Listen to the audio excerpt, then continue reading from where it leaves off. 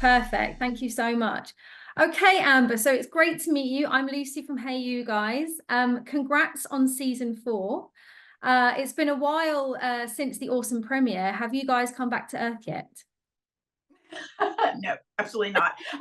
Thank you. It's so great to meet you as well. And no, we are still up there in the stratosphere somewhere. I know we're still doing premieres globally. Still, I know Brazil is coming up, and we've done London and Poland and Spain and it's just been from Mexico. I think they just finished up with that. It's just we're still up there, Lucy. We're still up there. Crazy. Yeah, it looked like it was awesome. I was sorry to not be on that. It wasn't a red carpet, was it? It was like a grey carpet. It was a teal carpet, but hopefully we'll see you on the season 5 teal carpet. Yeah, I'll see you there. So Amber, whilst there are lots of Tamars in the Bible, your Tamar is not actually named in the Gospels. So was that a limitation or an opportunity for you as an actor? It's absolutely an opportunity for me as an actor, and it's an opportunity for the writers as well. Because whatever confines that you have to stay in when you are telling a historical drama, you get a little bit more leeway. You get a little bit more of a chance to play a bit, kind of get your creative juices flowing. And although all of it is a big responsibility for all of us, I think it might be a little bit less so for Tamar.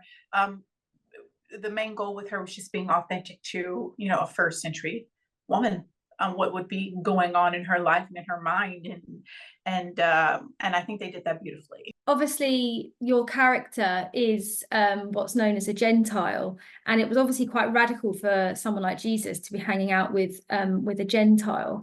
Did you feel the weight of creating that character for today's audience in terms of kind of making it understandable as just how radical it was for him to be hanging out with someone like her?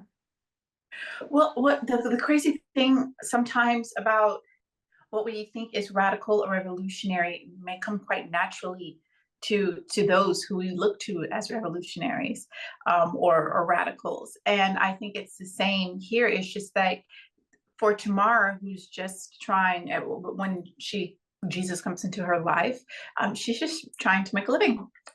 She's doing that thing she does every single day. And I think if that they stay so true to that, it just spoke more volumes to who Jesus was as a person, and the fact that none of that actually mattered to him, and that if you are called, you are called. And we see with Tamar, in season 2, excuse me, that she wasted no moments. There was no hesitation on making that decision to follow him, and he welcomed her with open arms, because we see him call Matthew, we see him call Simon Peter, we see him kind of open them and welcome them to the fold, like, hey, come and follow me. But Tamar was like, no one needs to do that. I'm coming. Are you no second questions, please. I'm going to be there. And I think it's such a beautiful example of those who are so passionate in their faith, because she had no preconceptions of who Messiah was at this time. She's a Gentile. She those in the Jewish faith, the group Hebrew, that they from out of the womb, here is the guidelines. This is the Messiah. This is how the Messiah is going to look. Here, this is cleanliness. She had none of this.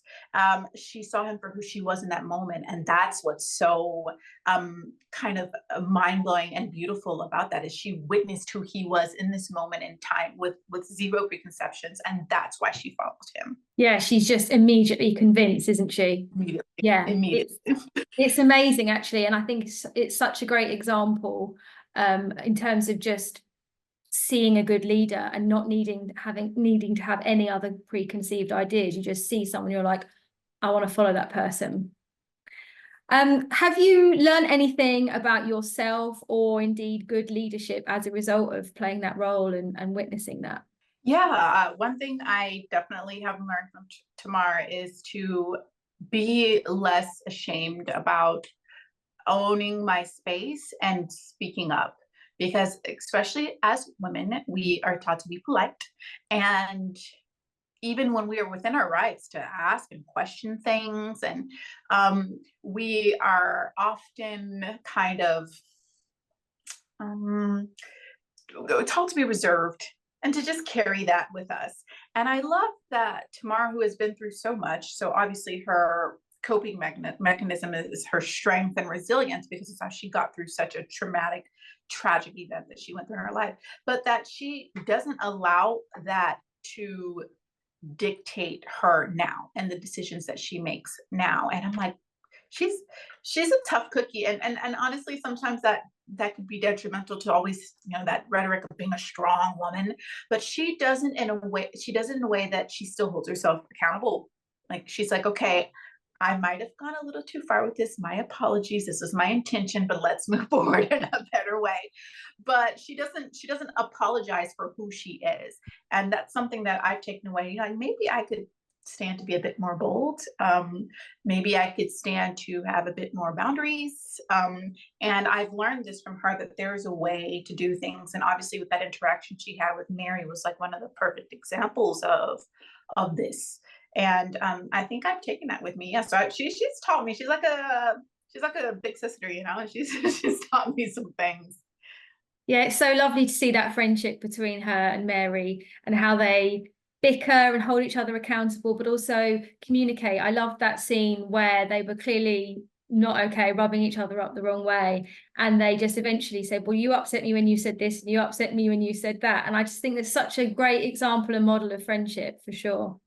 Absolutely. Honestly, I had a moment very similar during filming last season, and without getting into too many details, a friend and I went through something a bit kind of traumatic, and a few months later, I finally saw my friend, and she was acting a little distant, and I was acting a little distant. But I'm thinking, okay, so I don't want her to feel weird, so I'm gonna pretend everything's okay. And she's like, well, I don't want her to feel weird, so I'm gonna pretend everything's okay. And what that did, though, is kind of isolate us from each other. And we were carrying these feelings, thinking that we were doing what we were doing for the benefit of the other person, because we cared about them so much. Well, it reached a boiling point to where I think it was like, hey, let's go to the gym. And we got to the gym, and it became a cry session. It became the exact same thing that Tamar and Mary was just like, why are you acting funny? Because I love you and I don't want you to feel bad. Why are you acting funny? Because I love you and I don't want you to feel bad. And it ended up being like, oh, wow, we were carrying all of this without any idea that we were carrying all of this for the benefit of someone else. And it just took that moment of someone taking the initiative to have this conversation, because I find out when you value someone and a relationship, especially, you will do what makes you feel uncomfortable for the benefit of that relationship. Because when we hold things and we avoid having difficult conversations, we value our own comfort first instead of that relationship.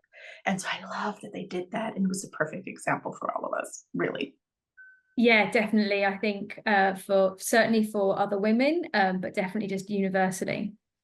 Okay, so just to lighten up the end of the interview, obviously Tamar's costumes are so beautiful with all of the beads and everything. So did it take a long time for you to get ready each day for shooting? I will tell you that I need the most help out of like the main cast. It's like I can't eat all my lunch because I'm wearing this corset, and I'm like, okay, not a lot of room going on here, but it's not worth it to have someone come in and unravel me and then ravel me back up. Is ravel a word? It is today. So it does take a bit because I do need help, but it's not as much as you would think it is. It's not that bad.